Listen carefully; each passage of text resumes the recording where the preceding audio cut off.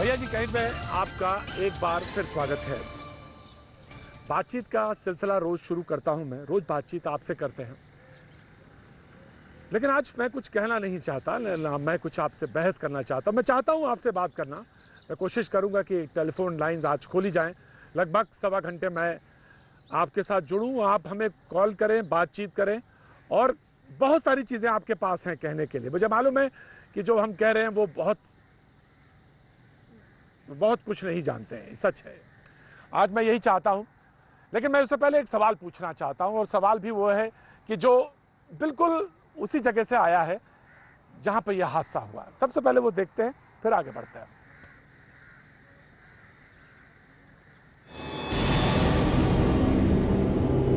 इस तस्वीर को आप गौर से देखिएगा। दो कभी न मिल सकने वाली रेल की पटरियों की तरह जिंदगी को रोटी का टुकड़ा बहुत नाचना चाहता है। इसके आकार और रंग रूप को जरूर गौर से देखिएगा। हो सके तो जहन में बिठा लीजिएगा, क्योंकि यही आज की कातिल है, मजदूरों की मौत की गुनहगार। जी हाँ, खुलेआम कहता हूं कातिल, क्योंकि सब एक दूसरे पर उंगली उठाएंगे। कोई नहीं कहेगा कि मैं जिम्मेदार हूं, और वो हैं भी नहीं। जिम्मेदार है तो ये रोटी। इसी को कमाने वो महाराष्ट्र के जालना आए थे, लेकिन मिली मौत। कहते हैं ना, गुनहगार वो रोटी ही है जिसको वो कमाने गए थे, और रोटी ही हाथ पे थी, रोटी ही खाई थी, उसके बाद वो सोए थे, और जो सबूत मिला वो रोटी ही मिला। और अगर आप ज्यादा खोजते और उस जगह पे जाते तो आपको जो कुछ देखने को मिलता तो वो यही सबूत होता कि जब वो सोए थे तो इस सपने के साथ सोए थे कि जब सुबह होगी तो 200 किलोमीटर 250 किलोमीटर जितना उत्साह है, कम से कम उत्साह तो पाला जाएगा और चला जाएगा। लेकिन ऐसा हुआ नहीं, क्योंकि चलते चलते नींद आती है, और शायद पटरी पे थोड़ी हवा ज्यादा लगी होगी। पटरी का रास्ता इसलिए तलाशा होगा कि यहां पे पुलिस कहीं रोकेगी नहीं और जल्दी पहुंचेंगे घर, इसी आशा से चले थे। बहरहाल ऐसा हुआ नहीं। हमारे साथ आज कुछ मेहमान जरूर हैं, जुड़े हैं, उनसे हम बातचीत का सिलसिला जोड़ेंगे। फोन नंबर भी हम कोशिश करेंगे आपसे कि आप जुड़े, उससे हमसे बात करें। जो मेहमान हमारे साथ हैं वो स्क्रीन पर आपके सामने हाजिर हैं। तरफ साफ है हमारे साथ, जो कि जेडीयू का पक्ष रखने के लिए हमारे साथ मौजूद है। बहुत बहुत शुक्रिया साहब, बहुत बहुत शुक्रिया। बातचीत का सिलसिला आज हम शुरू करना चाह रहे हैं। मैं सरफ साहब आपसे सबसे पहले जानना चाहूंगा कि आप कुछ कहना चाहते हैं इसमें, सबसे पहले प्रतिक्रिया देना चाहेंगे, उसके बाद मैं सिलसिला आगे बढ़ाऊं।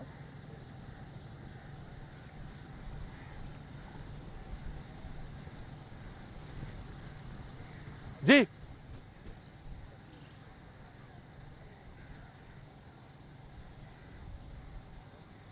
आवाज कट रही है बस।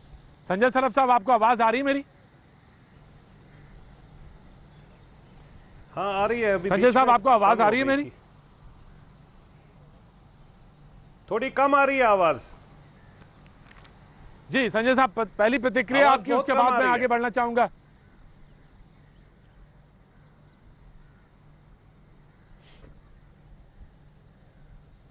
देखिए, जो कुछ भी हुआ ये बहुत दुखद घटना है। इस पर क्या प्रतिक्रिया दे, हमें तो शर्म आती है कि जो भी साथी वहाँ पर 18, 19, 22 जो हमारे मारे गए वो हमारी देश के थे, हमारी परिवार के लोग थे।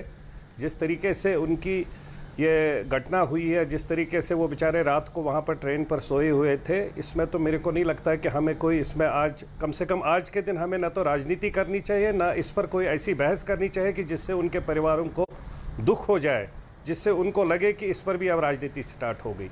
ये हम सब की जिम्मेवारी है, जो हम सब लोग चाहे पावर में है चाहे अपोजिशन में है, ये हम सब की जिम्मेवारी है कि इन सब चीज़ों का ध्यान रखा जाए कि जो भी मजदूर भाई के लिए गवर्नमेंट ऑफ इंडिया ने एक प्रोसेस क्रिएट की है, जिसमें हमने हर एक स्टेट को बोला है कि आप अपने यहाँ से एक प्रोसेस क्रिएट करें, और उस प्रोसेस के मध्य हम लोग सेंट्रल गवर्नमेंट 85% का पैसा दे देंगे और 15% स्टेट दे के इनको रेल के माध्यम से, ट्रेन के माध्यम से, या बस के माध्यम से, या छोटी गाड़ी के माध्यम से इनको अपने घर तक पहुंचाया जाए। हमें ये नहीं समझ आ रहा है कि ये बेचारे मजदूर भाई लोग अगर वहाँ से रात को निकले तो उस स्टेट में कहीं पर भी कोई रोकने वाला क्यों नहीं था, और इनको कैसे अलाउ किया गया कि वो रात को ऐसे निकले। जहां पर इतने दिन हमारे सब मजदूर भाई लोग या कहीं स्टूडेंट भी है, बहुत से साथी है जो बाहर बैठे हुए हैं, बाहर अपने स्टेटों के बाहर दूसरे स्टेटों में है, अगर वो इतने सब साथी इतने दिन रुके हैं, मैं उनसे गुजारिश करना चाहता हूं और कुछ दिन रुके, क्योंकि गवर्नमेंट ऑफ इंडिया ने प्रॉपर एक सिस्टम बना रखा है। हर डीएम के पास एक प्रॉपर सिस्टमैटिक तरीके से एक प्रॉपर प्रोसेस आ जाती है कि इस जगह में 500 लोग हैं, 400 लोग हैं, उस तरीके से उनको उनके घर पर पहुंचाने का काम किया जा रहा है। अभी तक 2 से 2.5 लाख हमारे सब साथियों को अपने अपने घरों में भेजा गया, लेकिन बहुत ज्यादा, आप देखिए 1.30 मिलियन लोग में 1.30 मिलियन में अगर हम लोग संजय साहब मैं आता हूं आपके पास, संजय साहब मैं आता हूं मैं संजय साहब आता हूं आपके पास। डॉक्टर नवल किशोर साहब मौजूद हैं हमारे साथ। जीवेल नरसिम्हा राव साहब, आपका मैं बहुत बहुत स्वागत करता हूं, बहुत बहुत शुक्रिया। राजीव त्यागी जी भी हमारे साथ कांग्रेस से जुड़ रहे हैं, उनका भी बहुत बहुत स्वागत है, बहुत बहुत शुक्रिया। आज राहुल गांधी ने कुछ सवाल भी पूछा और एक सवाल ये था कि अगर ये स्थिति बढ़ती गई या स्थिति भयावह हुई, जरूरतमंदों को अगर मदद नहीं मिली तो सुनामी आ सकती है। यह सवाल आज कांग्रेस की तरफ से रखा गया कि अगर जरूरतमंदों को अगर मदद नहीं मिली तो सुनामी आ सकती है। मैं जीवेल नरसिम्हा साहब जानना चाहता हूं कि कहां रुकावटें आ रही हैं, किस जगह पर रुकावटें आ रही हैं, कौन नहीं मदद कर रहे, कौन इन मजदूरों की मदद नहीं करना चाहता, उनका चेहरा बेनकाब करिए और उनको सामने लाइए। और कांग्रेस, मैं आपके पास आता हूं, मैं जानना चाहता हूं कहां सरकार, केंद्र सरकार फेल हो रही है, आप चेहरा बेनकाब करिए, सामने लाइए और बताइए कि कैसे मजदूरों की हेल्प हो। सबसे पहले जीवेल नरसिम्हा। सुनिए, सबसे पहले आज जो घटना घटी है उसके लिए पूरे देश और हम सब ऐसे घटना के लिए एक तरह से शर्मिंदगी महसूस करते हैं, बहुत दुख महसूस करते हैं। बट लेकिन जैसा आपने सही कहा कि ये घटना कैसे घटी, केवल दुख जताने से ये काम नहीं चलेगा। ये कैसा घटी है, यह लोग इतने 150 किलोमीटर, ऐसा नहीं थे कि ये महाराष्ट्र से अपने प्रदेश पैदल नहीं चल रहे थे। एक स्पेशल ट्रेन को भुसावल से पकड़ने के लिए ये जालना से भुसावल 150 किलोमीटर चल रहे थे। मतलब 150 किलोमीटर चलना ये प्रोटोकॉल के मुताबिक नहीं है। जो प्रोटोकॉल है उसके मुताबिक प्रदेश सरकार जो स्पेशल ट्रेन के माध्यम से जाएंगे उन सब के लिए बस की व्यवस्था करके, सैनिटाइज करके बस को, उनको वो स्टेशन तक ले जाके ट्रेन में बिठाने तक प्रदेश सरकारों का दायित्व है। और जहां ये पॉइंट टू पॉइंट ट्रेन है और दूसरे पॉइंट पर जब उतरेंगे और रिसीविंग स्टेट का ये जिम्मेदारी है, उन सब को टेस्ट करें, बसेस में उनको ले जाएं, क्वारंटाइन के लिए ले जाएं या होम क्वारंटाइन के लिए भेजें। ये पूरे प्रक्रिया रेलवे शाखा मंत्रालय के द्वारा दिया गया है। तो ये लोग क्यों चल पड़े हैं, ये एक बात है। मैं कोई इल्जाम नहीं लगा रहा हूं, मैं चाहता हूं ये सारे जो है ये एक प्रोब के विषय है। जब स्पेशल ट्रेन 150 किलोमीटर से आगे से चल रही थी, इन लोगों को बस से जाने की, भेजने की व्यवस्था क्यों नहीं की गई, ये सवाल जरूर होगा। दूसरा, साहब मैं ये जानना चाहता हूं, मैं एक सवाल है छोटा सा मैं रखना चाह रहा हूं। मैं छोटा सा सवाल है कि कोई श्रम मंत्रालय के पास, श्रम आयुक्त के पास कोई आंकड़ा है कि कितने मजदूर ऐसे होंगे जो सड़क पर चल रहे हैं या सड़क से अपने घर की तरफ जाना चाहते हैं? क्योंकि आरटीआई में तो कोई जवाब आया नहीं। देखिए, इसका सरकार अगर इस पर दबाव बनाएगी तो जवाब आएगा। देखिए, सुनो, जो 7-8 दिन पहले जब स्पेशल ट्रेन के सुविधा जब नहीं थी, जब इजाजत नहीं थी जाने को बसेस में या स्पेशल ट्रेन में, तब कुछ लोग बाहर निकले थे, सैकड़ों हजारों लोग निकले थे।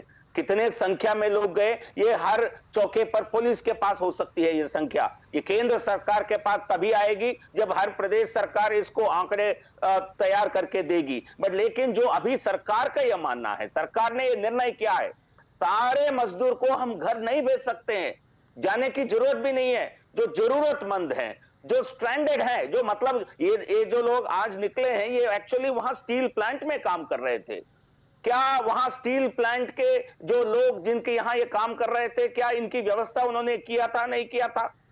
और वहां के स्थानीय प्रशासन क्या कहेगी? मैं मानता हूं ये बड़ी एक प्रोब की एक विषय है। ये रेलवे ने अपनी तरफ से रेलवे प्रोब अनाउंस किया है, लेकिन प्रदेश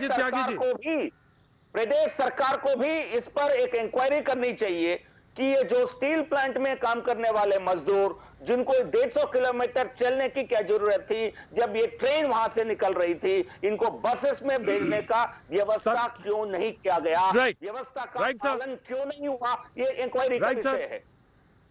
right sir, taken your point. और आज कोई बहस नहीं, आज सीधा सवाल है राजीव त्यागी जी, क्यों ना राज्य सरकार को दोषी माना जाए?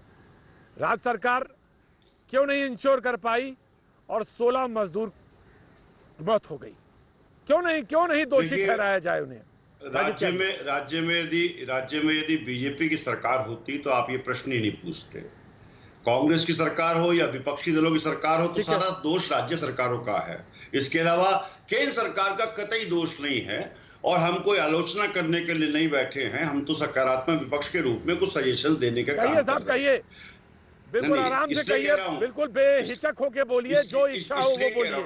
मैं ये चाहता हूँ कि ये 16 हैं, ये 32 ना हो, 64 ना हो, 100 ना हो, कहीं और वो सब अपने अपने घर पहुंच जाए। आप जो कुछ कहना चाहें कहें, लेकिन मजदूरों को उनके घरों तक पहुंचाए। कोई बहस नहीं, कोई पैनल में कोई झगड़ा नहीं। राजीव त्यागी। प्रतीक जी, जो आज हादसा हुआ है उस हादसे को निश्चित रूप से मानवता शर्मसार हुई है, इसमें कहीं कोई दो राय नहीं है। और प्रवासी मजदूरों के मुद्दे को मैं आपके चैनल के माध्यम से विशेष रूप से आपकी डिबेट पे कम से कम 10 बार उठा चुका हूं कि प्रवासी मुद्दों के मामले में केंद्र सरकार को गंभीर होना चाहिए था। लॉकडाउन करते समय, जिस वक्त लॉकडाउन किया गया था, क्या सरकार को ये पता नहीं था कि पूरे देश में प्रवासी मजदूर हैं? अकेले बिहार के 1 करोड़ मजदूर हैं, उत्तर प्रदेश के 1.25 करोड़ मजदूर हैं, अन्य राज्यों के, झारखंड के बहुत बड़ी संख्या में मजदूर हैं। इन 3-4 राज्यों के मजदूर अलग अलग जाके 13-14 शहरों में काम करने का कार्य करते हैं, चाहे वो सूरत हो, मुंबई हो, इंदौर हो, चाहे और अन्य बड़े जो क्या नाम उसका शहर, उनमें काम करते हैं।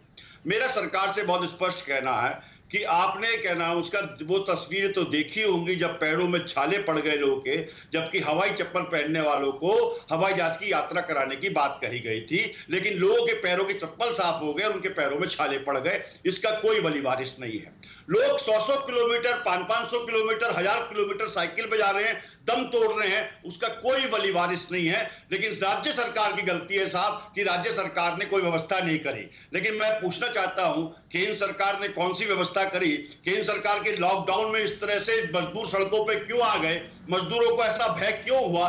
क्यों उनको रोटी नहीं मिल पाई? क्यों उनको उद्योगपति से लेके, सरकार से लेके, समाज की तरफ से प्रेशर नहीं मिला? क्या ये प्रश्न नहीं है? एक तरफ हम अपने लोगों को, अपने नागरिकों को हवाई जहाज से लेकर आते हैं, लाना चाहिए, सरकार की जिम्मेदारी है, हम स्वागत करते हैं उस बात का। लेकिन दूसरी तरफ टेलीविजन पे खबर ये चलती है कि आज 16 मजदूर जो है रेल से कट के मर गए। क्या मजदूरों की जिंदगी का कोई वली वारिस नहीं है? क्या मजदूरों की जीवन इतना छोटा हो गया कि एक दिहाड़ी से भी छोटी उनकी जिंदगी हो गई है? ये सवाल पूछने वाजिब है। मैं एक कहना चाहता हूं, आज राहुल गांधी ने जो प्रेस कॉन्फ्रेंस की, उन 8 मुद्दों पे हमने सकारात्मक रूप से सजा देने का काम किया। पहला मुद्दा बहुत स्पष्ट है कि 13 करोड़ लोगों को निश्चित रूप से 7,500 रुपए सरकार तुरंत उपलब्ध कराए तो 65 करोड़ लोगों की एकदम से मदद होगी। दूसरी बात बहुत स्पष्ट है, देश के किसानों को, 8 करोड़ किसानों को 10,000 रुपए दे दिए जाए, जिससे कि किसान अपनी बुआई कर पाए और बेहतर चीजें कर पाए। प्रवासी श्रमिकों के मामले में सरकार की प्लानिंग क्या है? सरकार स्पष्ट तो करे। जैसा अभी आपने पूछा कि कोई डाटा है श्रम मंत्रालय के पास, क्या कोई डाटा है? उस पर भारतीय जनता पार्टी खामोश है। जी बिल Narasimha, now your reply sir. Tyagi साहब सुनेंगे, आपका सवाल हुआ।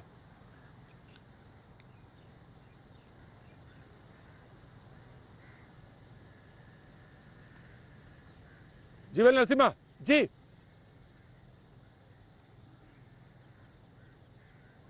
आरजेडी के प्रवक्ता हमारे साथ में टेक्निकल एरर है, मैं उनके पास जाने की कोशिश करता हूं, बीजेपी के प्रवक्ता के पास। आरजेडी के प्रवक्ता हमारे साथ मौजूद हैं। जी, आप कुछ कहना चाह रहे थे?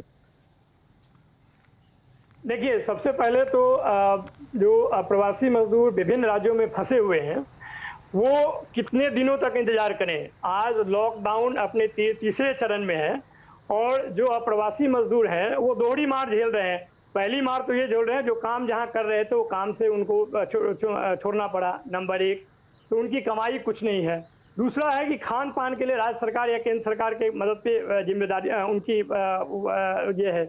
तो ये दो मार कोरोना के अलावे जो लोग झेल रहे हैं, और जब उनको लग रहा था, पहले उम्मीद थी कि 20 अप्रैल तक आते आते उन्हें कुछ राहत मिलेगा, तो ये राहत जब उस दिन भी नहीं मिलती है, तब लोगों में, जब मजदूरों में ये सब आता है, एक तरह का इनसिक्योरिटी आता है, और उससे पता चलता है कि मजदूरों को अब सरकार पे विश्वास नहीं है।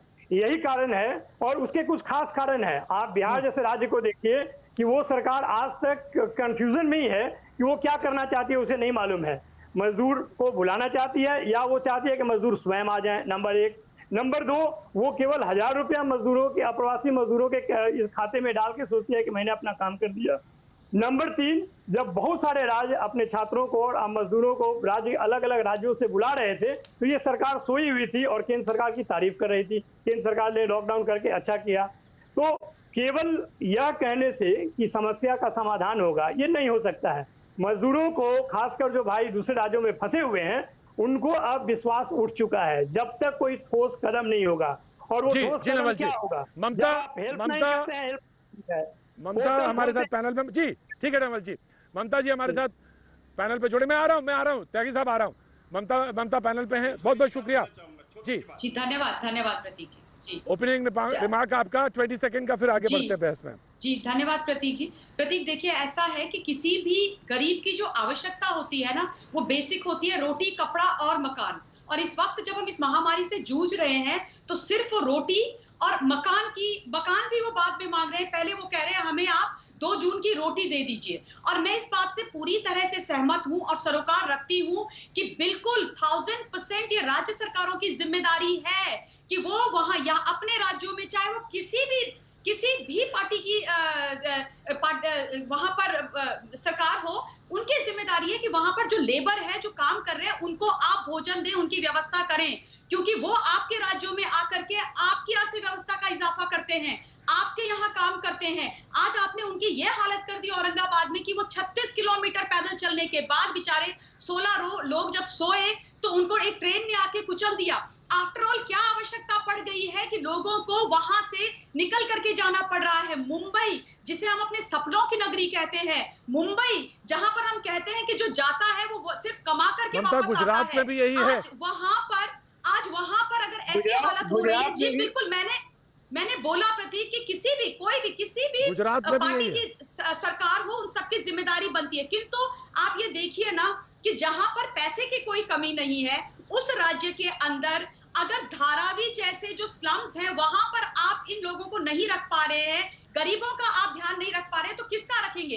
किसी भी राज्य में आप देखिएगा, middle class, upper middle class या पैसे वाले, मैंने यही सवाल उठाया था, मैंने सवाल यही उठाया था, और पैकेज में जो सवाल उठा था वो यही था कि दोषी कोई नहीं है, आरोप एक दूसरे पे लगेंगे, लेकिन जो असल में कातिल है मजदूरों का, वो 2 पटरियों के बीच में जो रोटी पड़ी थी, जिसका आकार गोल होता है, वही असली कातिल है, जिसको कमाने गए थे।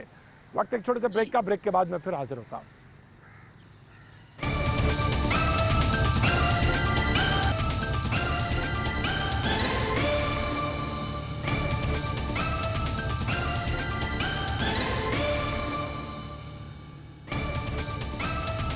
भैया जी कहीं में आपका एक बार फिर स्वागत है। बातचीत के सिलसिले को शुरू कर रहा हूं।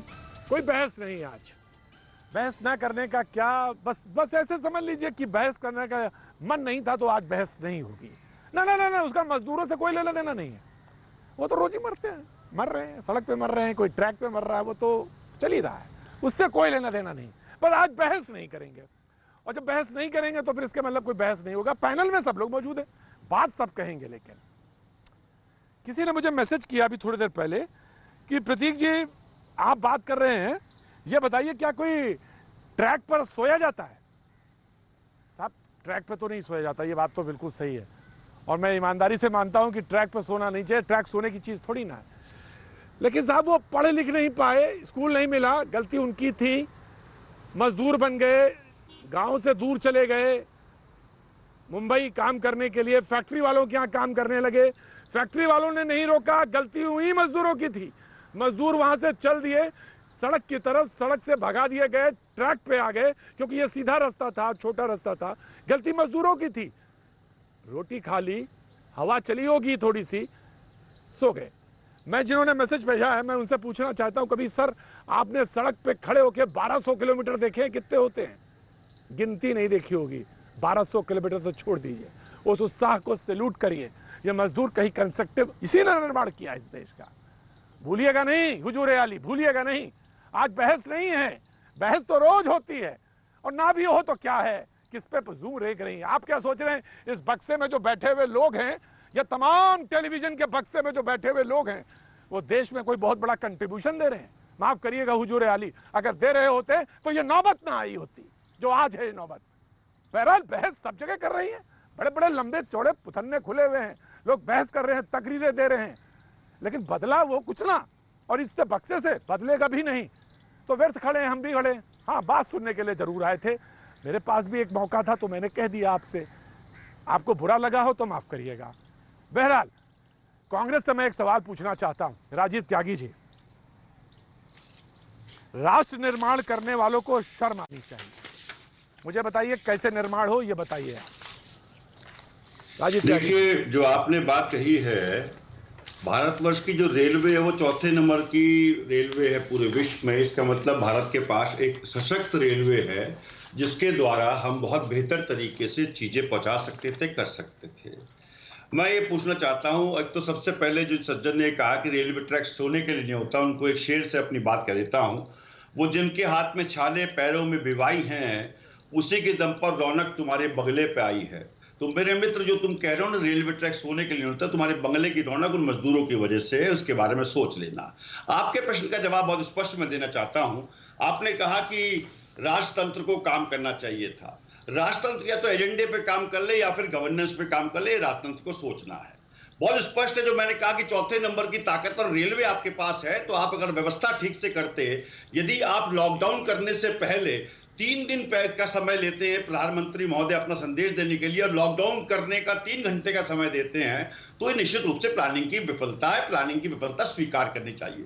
45 दिन में हम ये पता नहीं कर पाए कि कितने मजदूर महाराष्ट्र से यूपी जाएंगे, या यूपी से बिहार जाएंगे, या बिहार से पूना जाएंगे, या पूना से के नाम से झारखंड जाएंगे, ये पता नहीं कर पाए। कौन सा वो टास्क फोर्स है जो कर रहा था।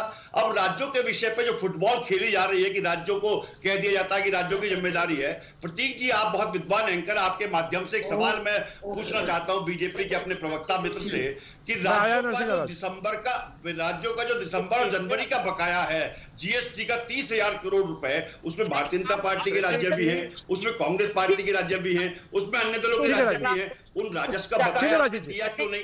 आपने स्पेशल पैकेज क्यों नहीं दिया राज्यों को? नरसिम्हा राव को रिप्लाई करने दीजिए। नरसिम्हा राव को रिप्लाई करने दीजिए। नरसिम्हा राव को रिप्लाई करने दीजिए। मैं आ रहा हूं ममता। सुन लीजिए, ये कांग्रेस पार्टी के प्रवक्ताओं की चाल है और आम जनता समझ जाती है, क्योंकि आज जिस विषय पर हम चर्चा कर रहे हैं उस पर नहीं बोलेंगे, इधर उधर जाकर अपने पक्ष रखने की प्रयास करेंगे। आज जो घटना घटी उसके लिए हमें खेद है, कांग्रेस को खेद है, पूरे देश को खेद है। बट लेकिन ये घटना क्यों घटी? स्पेशल ट्रेन्स की मैंने शुरुआत में ही कहा था, जो सिस्टम जो चल रहा है, जो सिस्टम महाराष्ट्र ने ये स्पेशल ट्रेन के लिए, ये जो भुवासल से जो चल रही है इस ट्रेन के लिए महाराष्ट्र सरकार ने आग्रह किया था केंद्र सरकार को, केंद्र सरकार ने मिनिस्ट्री ऑफ रेलवेज ने एक्सेप्ट किया था। तो सारे जो मजदूर उस ट्रेन में जो चलेंगे उनको बसेस में लाने की एक व्यवस्था करना है। ये सारा प्रोटोकॉल लिखा हुआ है, इस प्रोटोकॉल का है। लोग अपने आप क्यों सड़क पर आ गए, पटरी पर क्यों आ गए, ये इसकी क्या इंक्वायरी नहीं होगी? रेलवे अपने स्तर पर बिल्कुल इंक्वायरी करेगी, क्योंकि ये दुर्घटना जो गुड्स के जो ड्राइवर हैं तो बहुत नजदीकी से देखने के बाद रोक नहीं पाए, उसकी भी इंक्वायरी होना चाहिए, रेलवे कर रही है। पर लेकिन 35 किलोमीटर पर चलकर कोई आ रहा है, क्यों आया? क्यों उनको बसेस में उनको इंतजाम नहीं किया? इसकी जवाब कांग्रेस पार्टी क्यों नहीं दे रही है?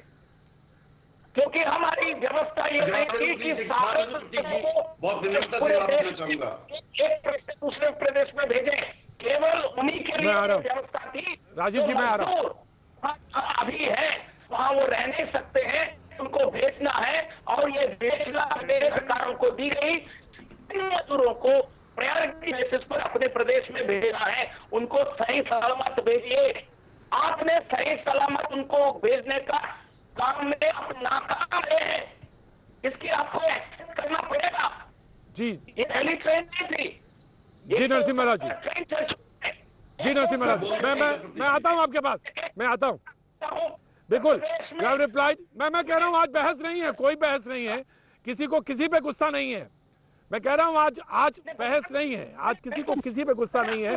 मैं ये कह रहा हूँ कि ये जो मैं ये कह रहा हूँ सिर्फ ये मैं ये गुस्सा होना चाहिए। मैं सिर्फ ये कहना चाहता हूँ, इसके लिए जो भी जिम्मेदार है, मैं केवल किसी एक सरकार पर, प्रदेश सरकार पर दोष नहीं लगा रहा हूं। कोई गारंटी के साथ आज लिख के दे दे, कोई गारंटी के साथ आज लिख के दे दे, ये कह दे कि अगली बार ये घटना नहीं होगी, मैं अपना प्रोग्राम इसी वक्त इसी समय बंद कर देता हूँ। कोई कहे मैं तो इंतजार में हूँ, कोई बोले तो, कहे तो कि कल ये घटना, परसों ये घटना, आगे ये घटना नहीं होगी। हम इंश्योर करते हैं, हमारे पास आंकड़े हैं, हम बताएंगे कि सड़क पे कितने मजदूर हैं, हम बताएंगे कि उनको घर तक की पहुंचाने की व्यवस्था क्या है। कोई कहे तो मैं तो बंद कर देता हूं प्रोग्राम, काहे की जरूरत है, मुझे मालूम है जब इससे कुछ नहीं होना है, ये व्यर्थ है। तो मुझे कोई बोलने तो तैयार हो, कोई नहीं बोलने को तैयार है। ममता काले जी, आज बहस नहीं है, कोई लड़ाई नहीं है। ममता काले जी, मुझे बताइए कैसे कंट्रीब्यूट करें, कैसे कंट्रीब्यूशन हो सकता है। आरोप प्रत्यारोप बहुत आसान है लगाना। ममता काले जी बिल्कुल प्रतीक जी, और आज हम लोग सच में बहुत भारी मन से यहाँ पर बैठे हुए हैं। जो कट गए ट्रेन में भूखे पेट, वो हमारे भाई बहन थे, वो लोग हैं। जब वो काम करते हैं बाहर सड़कों में, धूप में, गर्मी में, बारिश में, तब हम लोग आराम से अपने घरों में बैठते हैं। वो असल में हमारे वो सैनिक हैं जो सेना तो वहां पर लड़ती है, ये अंदर लड़ते हैं, ये वो लोग हैं। और दुख तो मुझे तब होता है जब मातोश्री के बाहर 2 पुलिस वाले कोविड पॉजिटिव पाए गए तो वहां सब कुछ धुलवा दिया गया, हाय तौबा मचा के रख दी गई। लेकिन इन मजदूरों के बारे में किसी ने कोई चिंता नहीं करी। दूसरे एक और बात बोलना चाहती हूँ कि हर समय देश के प्रधानमंत्री का नाम जपते रहता है विपक्ष, मोदी मोदी मोदी मोदी मोदी। मतलब नरेंद्र मोदी जी ने सब कुछ करना है, बिल्कुल वो कर ही रहे हैं। आज अगर प्रधानमंत्री नरेंद्र मोदी ना होते तो हमारी हालत यूएस और यूके जैसी होती, इटली जैसी होती। आज हम सबसे अच्छी स्थिति में हैं उसी व्यक्ति की वजह से जिसको दिन दूनी और रात चौगुनी विपक्ष गालियां देता रहता है। एक और बात बोलना चाहती हूँ प्रतीक जी, इन सबको याद दिला देना चाहती हूँ कि माननीय मोदी जी ने साफ शब्दों में बोला था कि जो माइग्रेंट लेबर जहां हैं कृपया वहीं रहें, और राज्य सरकारें उनके रोजगार की व्यवस्था करें, उन पर ध्यान दें। तो क्या ये राज्य सरकारों की जिम्मेदारी नहीं है? आप मुझे ये बताइए, दिल्ली का वो मुझे मंजर आज भी याद आता है जब पता नहीं किसने पूरे यहाँ मुनादी करवा दी, डीटीसी की बस यहाँ पर माइग्रेंट लेबरर्स को यूपी के बॉर्डर में छोड़ के आ गई कि तुम्हारी बसेस आ गई हैं, तुम्हारे यहाँ से चले जाओ। ये करेंगे आप लोग? क्या ये आपके वोटर्स नहीं है? मैं आपको बताती हूँ प्रतीक जी, मैं जाती हूँ अपने उत्तराखंड के लोगों को राशन देने के लिए। एक जगह जब मैं कुछ दिन पहले, अभी मेरे को फोन आया तो मैंने बोला भाई आप एक काम करो, यहाँ पर आम आदमी पार्टी की जो सरकार है वो खाना भोजन बांट रही है। उनका जो जवाब था 2 दिन बाद उन्होंने मुझे दिया, आप सुन के हिल जाएंगे। और ये मेरी आप बीती है जो मैं आपको बता रही हूँ, कोई सुनी हुई बात नहीं है, किसी चैनल से मैंने उठाई नहीं है, ये मेरी खुद की बात है। उन्होंने मुझे फोन पे बोला कि दीदी हमसे ये बोला गया कि तुम कहाँ के वोटर हो, तुम यहाँ के नहीं हो, तुम्हारे पास यहाँ के क्या प्रमाण पत्र है, क्या कागज है, तुम्हें तुम्हारी सरकार व्यवस्था करेगी। आप सोचेंगे इस बात को। होटल में काम करने वाले लड़के थे, उसके बाद मैं उनको वहां पर राशन दे के आए। अगर ऐसी हरकतें करेंगी सरकारें तो कैसे काम चलेगा? क्या करेगा देश का प्रधानमंत्री, क्या करेंगे देश के माननीय नरेंद्र मोदी जी? सब कुछ आप उनके सर पे डाल दो तो आप सब लोग घर चले जाओ ना, वही संभाल लेंगे सब कुछ। ये कोई राजनीति करने का समय है, पैंडेमिक का समय है, कुछ तो समझिए भैया, हाथ जोड़ के विनती है। अपने अपने राज्यों को संभालिए, अपने अपने लोगों को संभालिए। जो लोग खुद खा पी रहे हैं, जिनके पास सब कुछ है, जो पैसे से पूरी तरह से सुरक्षित, मैं आ रहा हूं डॉक्टर नेवल, आ रहा हूं। संजय जी कुछ बोलना चाह रहे थे। माइग्रेंट और स्ट्रैंडेड लोगों को उनके लिए कर दीजिए ना। ममता, मैंने कल सवाल पूछा था, ममता मैंने कल ही सवाल पूछा था। कल मैं बहस कर रहा था, मुझे नहीं मालूम था कि आज ये स्थिति। मैं आ रहा हूँ सर, आ रहा हूँ सर, आ रहा हूँ सर, मैं आ रहा हूँ, आपके पास ही आ रहा हूँ। मुझे कल नहीं मालूम था ये घटना ऐसे साथ। ममता आ रहा हूँ, ममता आ रहा हूँ, मैं आ रहा हूँ सर, आ रहा हूँ। जैसा गिव मी अ सेकंड, जैसा sir give me a second, मैं आ रहा हूँ, आप ही के पास आ रहा हूँ। मुझे ये नहीं पता था कि कल जब मैं ये बहस कर रहा था मजदूरों के ऊपर, माइग्रेंट मजदूरों के ऊपर, जाने वाले प्रवासी मजदूरों के ऊपर, कि आज ये स्थिति, हम आज इस बात पे बहस करेंगे या बातचीत करेंगे। मुझे भरोसा नहीं था इस बात का कि ना कहीं से दूर दूर तक सोचा था कि ट्रैक पर सो जाएंगे और ट्रेन आके चली जाएगी, मालगाड़ी वो भी मैंने सोचा नहीं था ये, कम से कम। और मैं तो ये सोच रहा था कि कम से कम जो मुझे आखिरी डायलॉग कल कहता था, जो बातचीत थी उसमें मैंने जब खत्म किया प्रोग्राम तो मैंने ये कहा था, उस मजदूर ने मुझसे ये कहा जो कल परसों मुझे दिल्ली पे मिला था जब मैं यहाँ से प्रोग्राम खत्म करके जा रहा था, कि आप सारे वोट मुझे ले लीजिए, हम सारे वोट देने के लिए तैयार हैं, मुझे मेरे घर तक पहुंचा दीजिए। तो ये याद करिए वो कितनी विवशता के साथ होगा, कितनी विवशता के साथ वो सड़क पर चल रहा होगा। आपके पास अगर आंकड़े नहीं सही बात है कि कौन कितना मजदूर कहां पर है, तो ये बहुत बहुत बहुत गंभीर विषय है। ये बहुत गंभीर विषय है और इसका सोचा का अंदाजा ही नहीं है आपको कि सड़क पर कितने लोग चल रहे हैं। एलजेपी, मैं आ रहा हूं सर, आ रहा हूं। एलजेपी के नेता कुछ बोलना चाह रहे हैं, मैं आ रहा हूं, उसके बाद मैं आपके पास आ रहा हूं। एलजेपी के नेता कुछ कहना चाह रहे हैं। जी मैं आ रहा हूं सर, आ रहा हूं, ऑफकोर्स सर, मैं आपके पास आऊंगा। एलजेपी के नेता कुछ संजय जी कहना चाहते हैं। जी प्रतीक जी, मैंने पहले ही ये सब पैनलिस्टों से गुजारिश की थी कि आज हम इस पर कोई भी ऐसी टिप्पणी नहीं करेंगे जिससे हम सब लोग मजबूर हो जाए कि एक दूसरे पर उंगली उठाए। लेकिन कांग्रेस की मजबूरी है, क्या मजबूरी है ये पूरा देश जानता है कि इनको जब तक ये कहीं पर अपोजिशन नहीं करेंगे इनके मुंह से निवाला उतरता ही नहीं। अगर ये यही बात उठाते हैं तो इनको बोलिए, अपने चीफ मिनिस्टर को बोले उसने कैसे पैदल जाने दिया इतने सब साथियों को। एक आदमी भागेगा, दूसरा भागेगा, इतने जुड़ में अगर लोग जा रहे हैं। गवर्नमेंट ऑफ इंडिया की एडवाइजरी थी, पूरे स्टेटों के चीफ मिनिस्टर को लिखा गया, जो आपके यहाँ पर डीएम है, एडीएम्स है, उनके माध्यम से पूरा डाटा कलेक्ट कर लीजिए, कौन कौन से स्टेट से कौन कौन से मजदूर भाई है, स्टूडेंट्स है, बाकी सब साथी है, उनको उस तरीके से प्रावधान प्रोसेस बनाई जाए, उस तरीके से ट्रेन की सहूलियत दी जाए, उस तरीके से उनको यहाँ से उठा के अपनी जगह लिया जाए। उस तरीके को तो वो लोग देख नहीं रहे, खाली हर वक्त अपोजिशन, कोई कंस्ट्रक्टिव प्रोसेस इनके पास आज तक आया नहीं। कभी इनके सो कॉल्ड अध्यक्ष बोलते हैं कि भाई ये तो सुनामी आएगी। अरे किस टाइप की, इससे बड़ी क्या सुनामी है? देश के 130 करोड़ लोग पिछले 50 दिन से घरों में बैठे हैं, उसके लिए उनके पास कोई सोल्यूशन नहीं है। सिर्फ डिस्ट्रैक्शन, डिस्ट्रक्टिव माइंड से अगर ये लोग चलेंगे, जिस तरीके से देश की जनता ने इनको 150-200 सीटों से लेकर 50 तक पहुंचाया, दूसरे इलेक्शन में दिखेंगे भी नहीं। आज मैं सब नेताओं से गुजारिश करना चाहता हूं, हम कंस्ट्रक्टिव वे में, और मैं ऑनेस्टली कह रहा हूं, जिस तरीके से हमारे राष्ट्रीय अध्यक्ष माननीय चिराग पासवान जी ने आज 15 दिन ही हो गए थे लॉकडाउन को, तभी से माननीय प्रधानमंत्री जी को, एमएचए मिनिस्टर साहब को और चीफ मिनिस्टर बिहार को लिखना स्टार्ट कर दिया कि संजय जी, मैंने पॉइंट लिया आपका, कम से कम अपने घरों में। प्रतीक जी लेकिन हम लोगों को इस पर आप ही का नंबर है, आप ही बोलिए। सबको एक में कोशिश करनी चाहिए। अभी भी जहां मजदूर भाई है, राइट, बीजेपी के प्रवक्ता, बीजेपी प्रतीक जी, केंद्र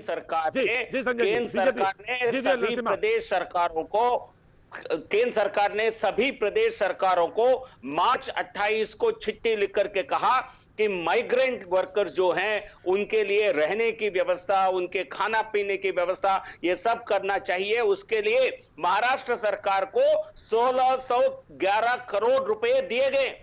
1611 करोड़ रुपए उनको रहना, उनको उनके खाना, उनकी रवाना, उनको तो बस में ले जाने में क्या तकलीफ थी उनको कुछ। और इसके अलावा कंस्ट्रक्शन वर्कर्स के लिए जो कंस्ट्रक्शन सेस जो है उससे देने के लिए कहा गया। वो महाराष्ट्र के पास कम से कम 3,500-4 हजार करोड़ रुपए है उस कंस्ट्रक्शन सेस के दौरान। तो जो केंद्र सरकार के द्वारा जो पैसा उपलब्ध कराया गया, जो निर्देश दिया गया, जो मार्गदर्शन किया गया, उसका पालन नहीं करेंगे, केवल राजनीति करेंगे। सारा क्यों नहीं भेजा गया? सभी को लॉकडाउन के पहले पूरे देश में भेजने का काम क्यों नहीं किया? यदि ऐसा किया होता तो भारत इटली बन जाती। सोनिया गांधी शायद चाहती है इंडिया इटली बने, क्योंकि एक Johns Hopkins University. Narasimha Rao साहब, नो।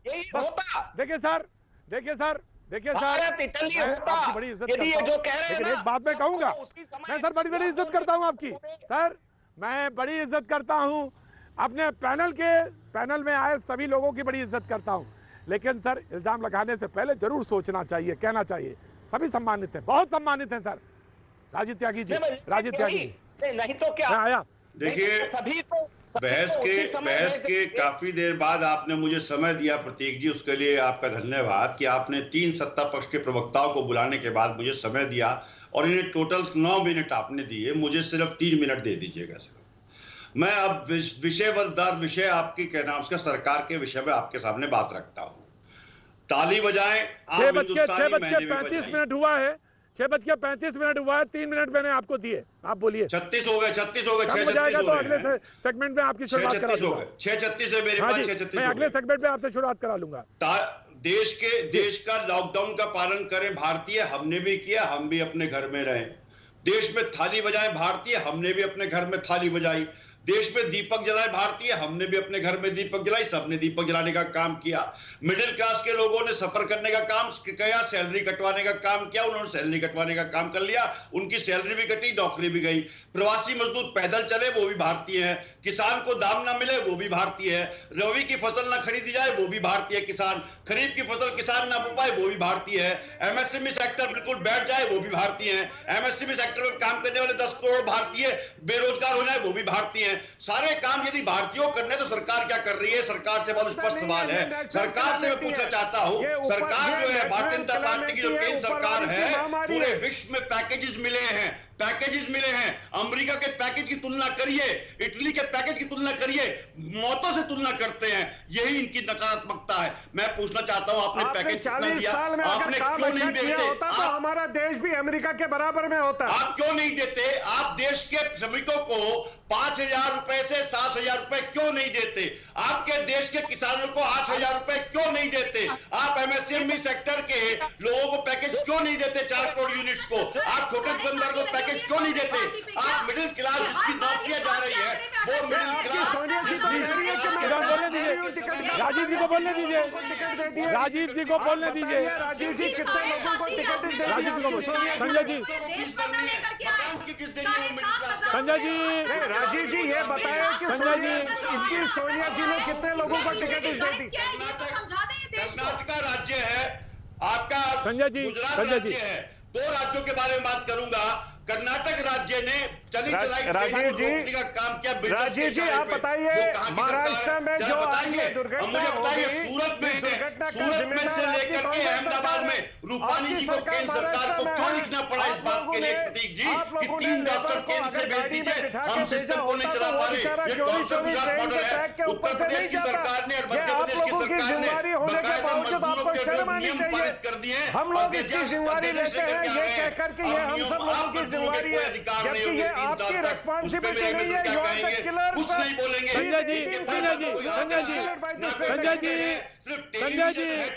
संजय जी, संजय जी, संजय जी, संजय जी, राजीव जी को आदत पड़ी है हर वक्त गलत संजय जी, नो संजय जी, संजय जी, संजय जी नहीं मारे गए हैं, इसका किलर मोदी जी को याद संजय जी, क्योंकि कांग्रेस की संजय जी, अगर आप लोगों ने सुविधा दी संजय जी, होती, इनको गाड़ियों संजय में जी, बिठा के प्रॉपर जगह संजय पर जी, पहुंचाया होता तो इनके लिए कोई ऐसी बात नहीं होती।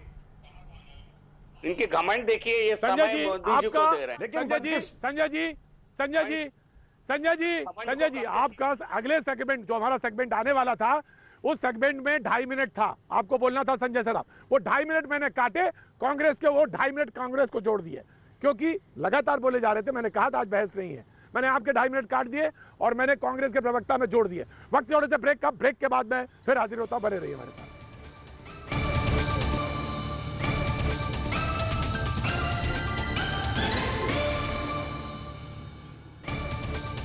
भैया जी कहने में आपका एक बार फिर स्वागत है। सबसे पहले बात वो कर लेते हैं कि आज के जो मजदूरों की जो मौत हुई उसका कातिल कौन है, पहले इस पे बात कर लेते हैं, फिर मैं लौटता हूं, बहस में लौटता हूं। राजीव त्यागी जी, मैं आप ही से शुरुआत करूंगा, चिंता ना करिएगा, मैं बात आप ही से शुरू करूंगा। पहले देख लेते हैं कातिल कौन है आखिर। इस तस्वीर को आप गौर से देखिएगा। तो कभी न मिल सकने वाली रेल की पटरियों की तरह जिंदगी को रोटी का टुकड़ा बहुत नाच नचाता है। इसके आकार और रंग रूप को जरूर गौर से देखिएगा, हो सके तो जहन में बिठा लीजिएगा, क्योंकि यही आज की कातिल है, मजदूरों की मौत की गुनहगार। जी हाँ, खुलेआम कहता हूँ कातिल, क्योंकि सब एक दूसरे पर उंगली उठाएंगे। कोई नहीं कहेगा कि मैं जिम्मेदार हूँ, और वो हैं भी नहीं। जिम्मेदार है तो ये रोटी, इसी को कमाने वो महाराष्ट्र के जालना आए थे, लेकिन मिली मौत। कहते हैं ना। जी हाँ, अगला जन्म अगर है तो बस मजदूर ना बनाना, बाकी कुछ भी बना लेना, मजदूर मत बनाना, क्योंकि ये रोटी धोखा दे जाती है। राजीव जी कुछ कहना चाह रहे थे आप? हाँ, कांग्रेस के प्रवक्ता राजीव जी हैं। राजीव जी ने कहा कि मुझे वक्त कम मिला और मैं पूरा मौका देता हूं आपको, पूरा मौका देता हूं, कोई बोलेगा नहीं बीच में। जी राजीव जी। जीवीएल नरसिम्हा राव सांसद भी हैं, वो इस बारे में जानते होंगे कि देश का संघीय ढांचा केंद्र सरकार से लेकर राज्य सरकार मिलकर के कार्य करती है।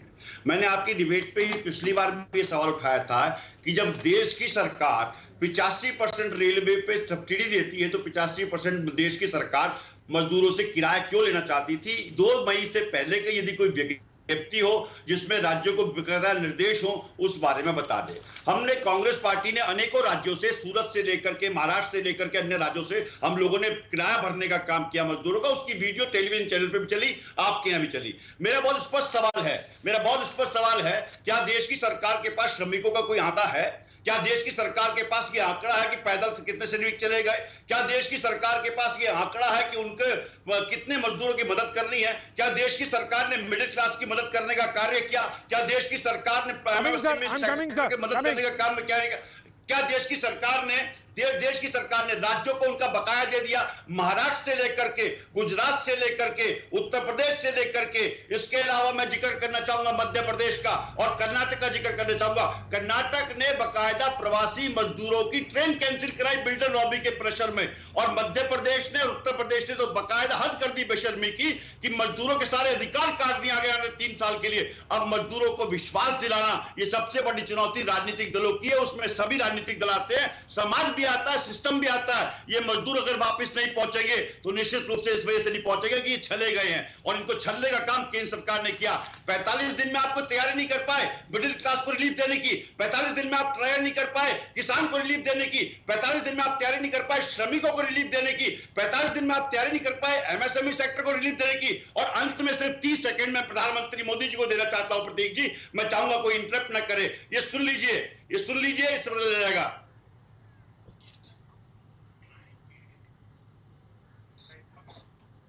सर ऑडियो नहीं ले पाऊंगा मैं किसी की, सर मैं ऑडियो नहीं ले पाऊंगा। प्रधानमंत्री इसमें कह रहे हैं जब विपक्ष सर मैं ऑडियो नहीं ले पाऊंगा कि पेट्रोल डीजल के दाम कम होंगे, पेट्रोल डीजल के दाम कम करने के बजाय पेट्रोल डीजल के दाम बढ़ा गए। प्रतीक जी, ये देश विश्व में पहली सरकार है जो टैक्स लगाने का काम कर रही है, जबकि अन्य सरकारें, पूरे विश्व की सरकारें लोगों को पैकेज दे रही है, अपने लोगों का जीवन चला रही है, अपने लोगों को रोटी दे रही है, अपने लोगों को रोजगार भत्ता देने का काम कर रही है। टाइम फिनिश लगाई जा रही है। जी शुक्रिया राजीव जी, शुक्रिया। अब आप सुनेंगे जी नरसिम्हा राव जी। जी सर, बीजेपी के प्रवक्ता प्रतीक जी, मैं आया सर, आरजेडी के पास आ रहा हूँ। नहीं, कांग्रेस पार्टी की हाल इसलिए हुआ है क्योंकि वो सच्चाई सुन लीजिए प्रतीक जी, मैंने डिस्टर्ब नहीं किया उनके बीच में, मैंने बोला नहीं, मैं एक्सपेक्ट करता हूँ थोड़ा शांत रहे। नहीं, आप बहुत बड़े बन गए हैं, देश के प्रधानमंत्री को समय देने लगे। मैं मानता हूं आप बहुत बड़े बन गए हैं। आप जवाब तो नहीं, मैं छोटा सा कार्यकर्ता हूं, देश का छोटा सा नागरिक हूं, लेकिन देश के नागरिक मरते हैं तो दुख होता है, देश के श्रमिक मरते हैं दुख होता है, देश का किसान पिटता है दुख होता है, देश का एमएसएमई सेक्टर पिटता है दुख होता है, देश की महिलाओं की बेइज्जती होती है दुख होता है, देश के मिडिल क्लास को आप रिलीफ नहीं देते दुख होता है। ये दुख होता है, इसलिए सवाल पूछ रहा हूं। मैं अपने लिए कोई सवाल नहीं पूछ रहा, और मैं कोई पैकेज कभी ना तो सरकार से लेता हूं ना कोई। कांग्रेस के प्रवक्ता से मैं कहूंगा चुप होंगे आप। जी सर, राजीव मर्यादा ये कहती है आप सुनेंगे, बीजेपी के प्रवक्ता बोलेंगे, मर्यादा ये कहती है आप सुनेंगे। राजीव जीवीएल नरसिम्हा जी, सत्ता पक्ष में जिम्मेदारी आपकी बनती है। ठीक है। नहीं, क्योंकि ना इनको डर है कि जब सच्चाई हम जनता के सामने रखते हैं ना, ये तिल मिलाते हैं। आप सुनने का धैर्य रखिए, मैंने आपके बीच में नहीं बोला, मैंने आपके बीच में नहीं बोला। यदि मजदूरों में किसानों में इसको मर्यादा का पालन करिए, नहीं राजीव तो त्यागी, राजीव त्यागी, राजीव त्यागी, मर्यादा का पालन, राजीव त्यागी, मर्यादा का पालन होगा। ओके, प्रदेश सरकार का मेरा सारे दायित्व केंद्र सरकार की है, प्रदेश सरकार का कोई दायित्व नहीं है। आज राहुल गांधी फिर किस प्रकार की भाषा, किस प्रकार की केंद्र सरकार पे दिसंबर जनवरी का वही दे दीजिए बीजेपी। राजीव जी, राजीव जी, राजीव जी, ये क्या तरीका है? मर्यादा तो रखिए कम से कम। आज अरे उन मजदूरों को, अरे उन मजदूरों के लिए ही, अरे उन मजदूरों के लिए ही सही, उन मजदूरों के लिए ही सही जिनकी आप दुहाई दे रहे। चुप हो जाए, सुनिए जीवन नसीबा राव बोलेंगे। तो प्रदेश सरकारों का कोई दायित्व नहीं है, फिर किस लिए आज राहुल गांधी मांग रहे हैं? प्रदेश सरकारों को सारा पावर्स मिलना चाहिए, सारे पावर है, पावर के साथ रिस्पॉन्सिबिलिटी भी होती है भाई साहब। 1600 करोड़ रुपए, 1611 करोड़ रुपए मजदूरों को देने के लिए दिया गया, वो पैसा गए कहां? ये लोग सड़क पर, पटरी पर क्यों चल रहे थे? उसकी जवाब क्यों नहीं दे रहे हो? बिल्डिंग एंड कंस्ट्रक्शन सेस में जो प्रदेश सरकार के पास पैसा है 3-4 हजार करोड़ रुपया, वो कहां गायब हो गया? क्योंकि आपने तैयारी नहीं की लॉकडाउन में, क्योंकि आपने मजदूरों को लगाने के लिए ट्रेन नहीं लगाई। आपको शुरू में 45 दिन पहले करना चाहिए था जो काम, जो अब हो रहा है, इसलिए हुआ। राजीव, राजीव, राजीव, राजीव, नो नो राजीव, नहीं राजीव ये तरीका नहीं है, राजीव ये तरीका नहीं है। नहीं, हमारी सरकार ने, हमारी सरकार ने, लेकिन सुनिए, 35,000 करोड़ रुपए डालने का काम किया है 39 करोड़ अकाउंट्स में। 39 करोड़ अकाउंट मतलब लगभग पूरे देश की जनता में कम से कम 70-80% उनके अकाउंट में डाले गए। आप क्या कर रहे हैं उसका जवाब दीजिए। पानी में डूब मरना चाहिए था। आज कातिल, आज 16 लोगों की मौत के लिए मैं कहूंगा, मैं कहूंगा सरकार कातिल है, क्योंकि आपने एसओपी का पालन नहीं किया है। मैं प्रतीक जी, मैं चाहता हूं आप इस चैनल पर चलाएं। मैं उद्धव ठाकरे को कहना चाहता हूं, वो 8 बजे संबोधन। नसीमा राव, नसीमा राव, नसीमा राव, मैं आपको रोकना चाहूंगा। Just give me a 5 second, just give me a 5 second sir, just give me a 5 second, just give me a 5 second. Rajiv Tyagi, Rajiv Tyagi, Rajiv Tyagi, Rajiv Tyagi, Rajiv Tyagi, मर्यादा जो है घर से शुरू होती है, और मर्यादा का पाठ वही जानते हैं जो मर्यादित रहना घर में भी जानते हैं और बाहर भी। डिबेट नहीं कर रहा हूं। 16 मजदूर जो मरे हैं, जो मौत हुई है, उनको ध्यान में रखिए, उनको ध्यान में रखिए राजीव। और ना मुझे मत बताइए कौन कातिल है, मुझे मत बताइए राजीव कौन कातिल है। बुलवाया था और मुझे चुप बैठाया था, तब आपकी मर्यादा कहां गई थी? तब मर्यादा याद नहीं आती चैनल एंकर को कि कांग्रेस को निकालू और 3 पक्ष के प्रवक्ता बताते हैं, टाइम नहीं देते हैं। सारे लोगों का ऑडियो डाउन करिए, सारे लोगों का ऑडियो डाउन करिए, सारे लोगों का ऑडियो डाउन करिए, सारे लोगों का ऑडियो डाउन करिए, सारे लोगों का ऑडियो डाउन। राजीव त्यागी, राजीव त्यागी, राजीव त्यागी, मैं निकालूं सारा स्लॉट और देखूं आप कितना बोले हैं। मैं आपको सारा समय दे सकता हूं, मैं सारा समय दे सकता हूं, लेकिन आप जो बार बार दिखा रहे ना ये कातिल, ये कातिल, मैंने यहां पे टोका। राजीव, मैं जिस तरह से डिबेट करता हूं उस तरह से डिबेट में ये तरीके नहीं अपनाए जाते। Please listen me, please listen me. आप बड़ी पार्टी के नेता हैं और आपको डिसिप्लिन होना चाहिए, डिसिप्लिन। बीजेपी के प्रवक्ता जीवन Narasimha Rao now will complete his statement. Narasimha Rao please complete. हाँ जी, केंद्र सरकार ने जिस दिन लॉकडाउन की घोषणा माननीय प्रधानमंत्री जी ने किया है, उसके 2 दिन के बाद प्रधानमंत्री गरीब कल्याण योजना का उनको अनाउंस किया था। 1,70,000 करोड़ गरीब और महिलाओं के खातों में, किसानों के खातों में डालने का काम किया था। 3 महीने तक फिर शुरू हो जाते हैं। 3 महीने तक देश के 80 करोड़ जनता को फ्री में रेशन देने का ऐलान केंद्र सरकार ने किया था, उसका पालन हो रहा है, अमल हो रहा है। अब तक मैंने जैसे कहा 35,000 करोड़ रुपए 39 करोड़ लोगों के अकाउंट में डाले गए। इसमें 20 करोड़ महिला हैं, 8 करोड़ किसान हैं, उसके अलावा कुछ जो बुजुर्ग हैं या विधवा है उस पेंशन के द्वारा दिया गया है। तो केंद्र सरकार ने एक बड़ी पैकेज का घोषणा किया है और प्रदेश सरकारों को भी पैसा दिया है। आप कहां उस पैसे को खर्च किए, मैं ये कांग्रेस पार्टी से पूछना चाहता हूं। आपके जहां जहां सरकार है उसका जवाब दीजिए। जो 1600 करोड़ रुपए महाराष्ट्र को दिए हैं माइग्रेंट लेबर को, उनको अकोमोडेशन, उनको खाना व्यवस्था करने के लिए जो पैसा दिया गया वो कहां गया है? कंस्ट्रक्शन सेस के हजारों करोड़ रुपए पैसे कहां गए हैं? ये जो मजदूर हैं जो अपनी कमाई के लिए महाराष्ट्र आते हैं, महाराष्ट्र के इकोनॉमी को स्ट्रेंथन करते हैं, क्या आपदा का समय पर आप उनको घर भेजना चाहते हैं? उनको मजबूर करना चाहते हैं? उनको आप जानबूझकर उन तक रेशन नहीं पहुंचाना चाहते हैं ताकि ये लोग मजबूर हो जाएं? उनको लिए व्यवस्था नहीं करना चाहते हैं? मजबूर करने के लिए ये कोई तरीका नहीं है। ये भारत की जनता है, ये बिहार से हो, यूपी से हो, झारखंड से हो, उन सब का ख्याल रखना हर प्रदेश का दायित्व है। ये महाराष्ट्र हो, राजस्थान हो, गुजरात। डॉक्टर नवल मैं आ रहा हूँ, राजीव आ रहा हूँ, राजीव आऊंगा आपके पास। डॉक्टर नवल बोलने दीजिए।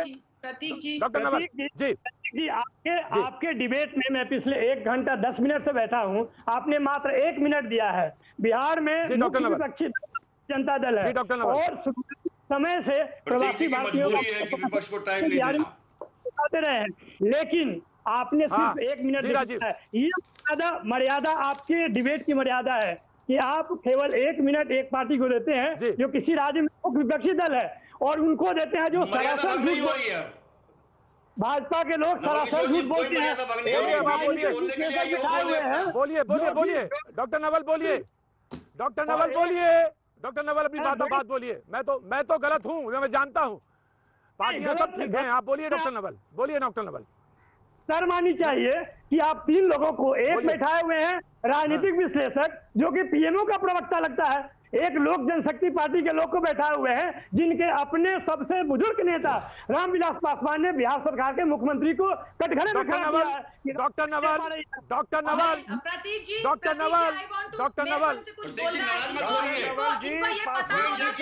जी बोलिए बनता अगर बुलाओगे तो लड़ाई खोलेंगे अब हम। दी गई है ना, उसके मध्यम से पूरे देश में 3 महीने का हर गरीब बिलो पावर्टी लाइन को 3 महीने का अन्न दिया गया। अब क्या उंगली उठाते हैं, क्या बात करते हैं? प्रधानमंत्री को प्रधानमंत्री नहीं अपना समझते हैं। मैंने आज कहा था जी, मुझे मालूम है वक्त खत्म हुआ, मुझे मालूम है। मजदूरों की बात करने थे और मजदूरों की बात करने वाले जो ये लोग आज मौजूद थे, मुझे कभी कभी बड़ा तरस आता है और कभी लगता है कि ईमानदारी के साथ आप बात करिए, ईमानदारी के साथ आप बहस करिए, बहस में शरीक होइए। ये बात सच थी कि आरजेडी के प्रवक्ता को कम समय मिला, लेकिन बहस हो रही थी, सार्थक बहस हो रही थी।